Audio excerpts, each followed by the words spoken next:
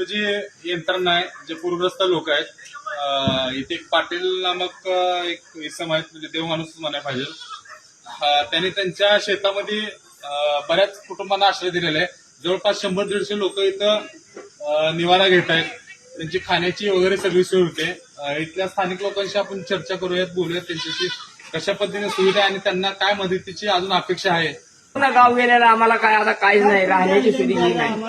हा असं हाय, असं उघडं सोडून आम्ही इकडे आलेला आहे. असे तुमच्यासाठी लोक काय येते ते देते ते आम्ही खातोय. आणि ही शेड जर नसतं तर मग तर काय ह्यातली बी काय माणसं मिळली असती.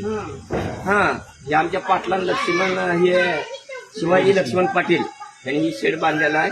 ह्यात आम्हाला का नाही निवड आहे. मित्रांनो, मी पाटील साहेबांचा नंबर खाली देतोय.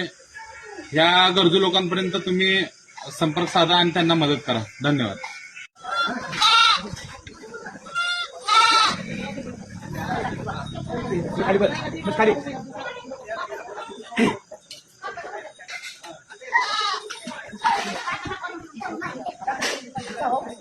करून खायचं.